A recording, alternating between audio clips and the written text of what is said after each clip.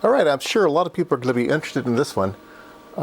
This is a spectrum analyzer, 35 megahertz to 4.4 gigahertz, and it comes in a nice metal box. It looks the part.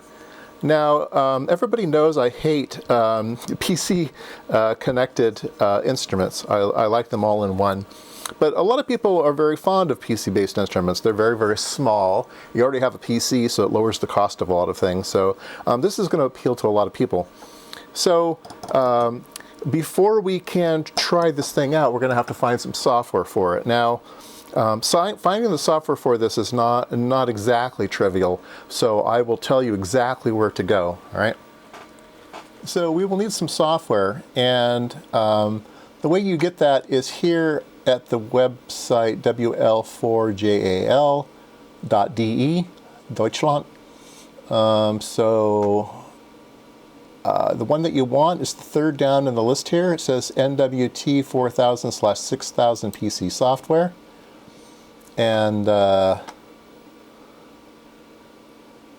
let's see here. If you go down, here we go. The software and data for the NWT 4000/6000. The version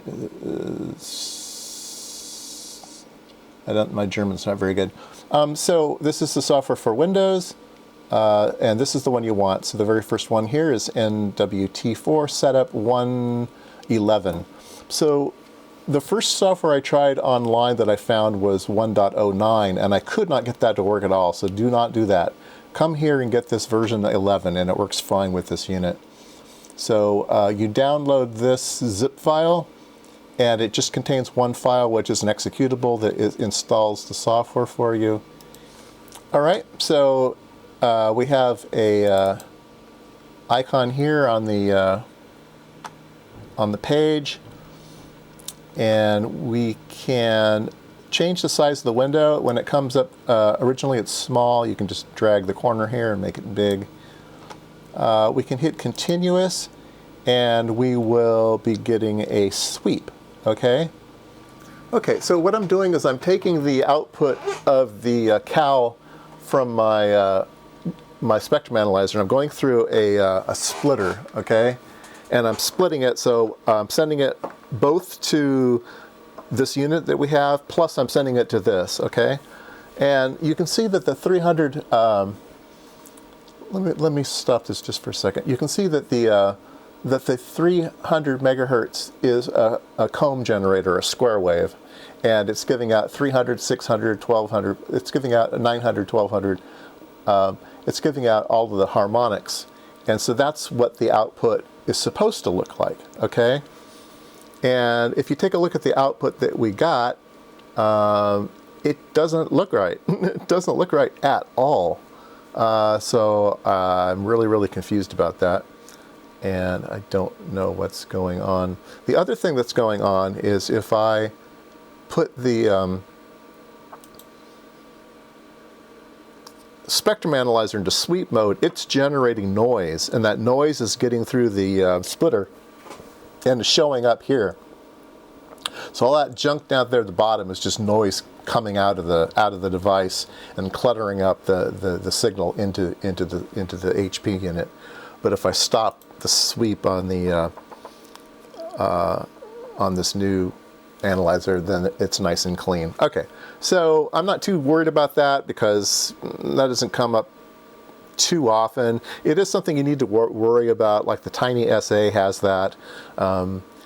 So you need to worry about spurs coming out of your spectrum analyzer. You don't think you would have to, but yeah, they do come out, not in. And so this is the picture we're supposed to get. So let's focus on the picture that we are getting. All right, so we're getting, it looks like a 300, a 600, a 900, and a 1500. So one of them is missing, all right? The 1200 is missing. How come we're not? Maybe it's this tiny little thing here. I don't quite understand that. So the other thing I want to do is I want to zoom in on let's first zoom in on the 300 megahertz, because that's the one that's supposed to be the largest as well. It's showing the second peak larger, but the first peak should be larger. So let's start our sweep at 290, and we'll stop our sweep at 310. You put a little M and then hit enter. All right, oops, 3.3. I want 310 megahertz. There we go. Okay, so let's do continuous here. So this is very disturbing as well. This analyzer is showing a notch in the signal that is not there. It is not there. So yeah, so that is definitely worrisome. Let's take a look. So this is measuring around -5 dBm, something like that. Let's go look at the 600 one. We'll do 590. Oops.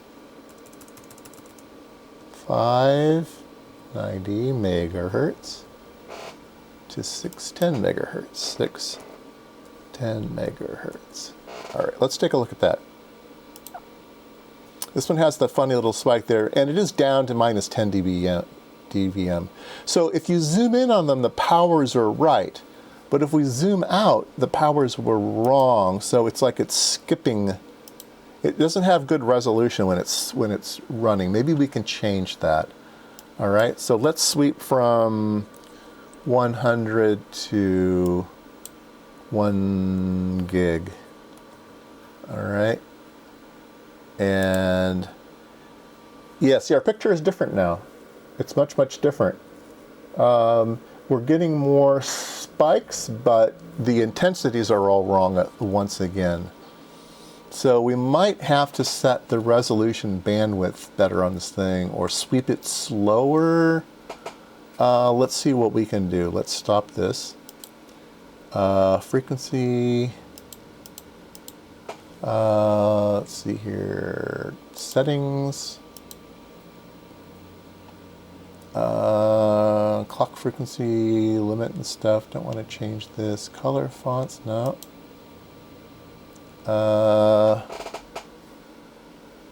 See, I think this spectrum analyzer is going to have a fixed resolution bandwidth.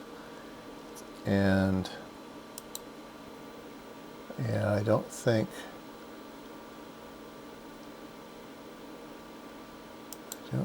we're going to be able to change much. All right, save, setup, info, trace load, trace save, trace frequency markers, load. Yeah, info. Yeah, we know this. All right.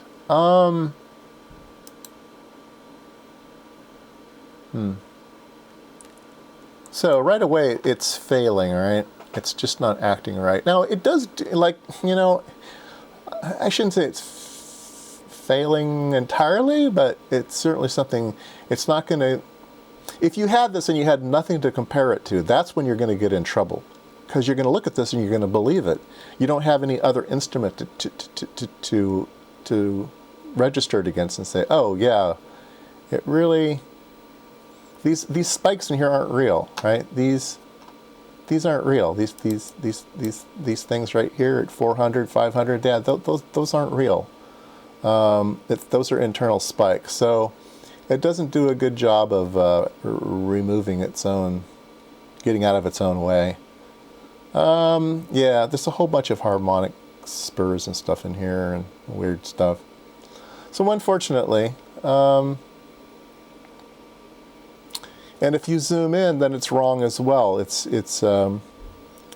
giving us a strange negative spike, right? So let's go ahead and look at another signal. Let's go ahead and look at let's see here. How can we do this? Steps. Oh, we can do. Oh, here we go. We can do more steps. So let's do 4,000. Well, let's do 4,000 steps. Oh, well, 2,000. Let us do 2,000 steps. So let's see if it sweeps slow. Uh-oh, no data. Yeah.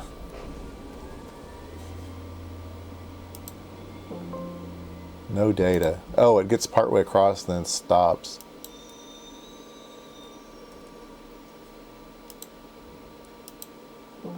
Yeah.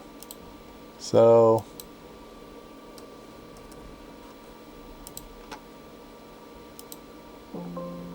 now I've got it screwed up. 500 megahertz. Okay, let's do continuous. Maybe I was just doing it funny. Let's see if I can do 1,000 steps. And continuous. Oh, there we go. It will do that. Okay, so I just had it set up funny. It's still wrong though, right? All these extra spurs down here at 200, 250. Yeah, it's just not right.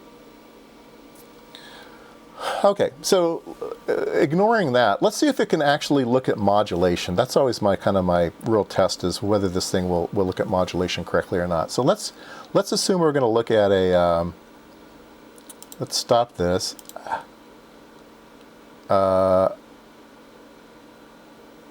Let's stop this, and let's do startup at 49499, and we'll stop at 501. You can't do center and span, so all right, so let's go ahead and use another generator, and we'll input some data, and we'll input some different modulations and see if we can see them.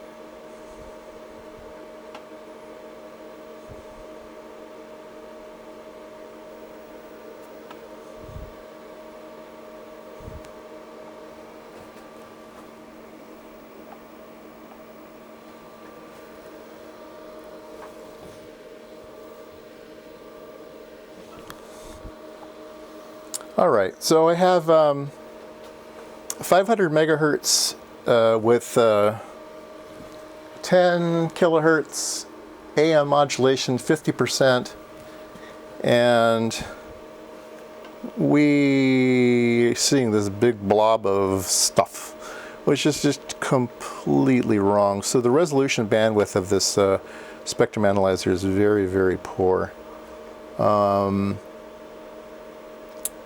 So how close can we get here? Start at 4999.5 and 500.5 megahertz and continuous. Whoa, there we go. Yeah, complete fail. Complete and utter fail. Let's go back out big so we can see exactly what the resolution bandwidth is. 495 to 505. Continuous. Oops. Yeah, there we go. So the resolution bandwidth is about a megahertz. That's my guess. Yeah. So resolution bandwidth of megahertz. So you're not going to be able to look at any type of modulation. And really the only thing the spectrum analyzer will be useful for is whether there's a signal present or not. And you'll need to pay a lot of attention to the internal spurs that the spectrum analyzer generates. So yeah, I don't think I can recommend this for anybody. So now it does have the capability of being a function generator. So let's stop this and let's go over here to the VFO section. So we can output things.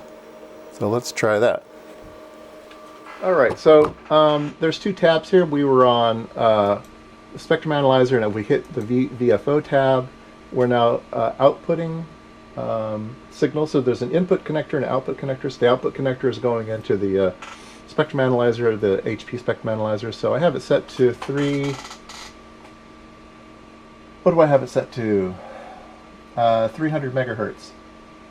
So let's have it set to 500 megahertz. 4, 5. So obviously it's a square wave. Okay. So let's do a peak search, and let's zoom in on that. Let's see exactly what it's measuring. It is measuring 500.003 megahertz, so very accurate. It does have some AM sidebands on it, but okay, it's okay. There is no way to add modulation. It is just a VFO, and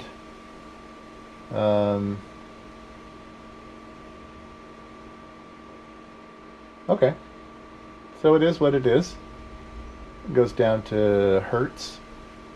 So it's a nice generator. The other thing we should be able to do is to use the generator and the spectrum analyzer together as a tracking generator. All right, so I tried to get this working the way that I think it should work, which is a tracking generator.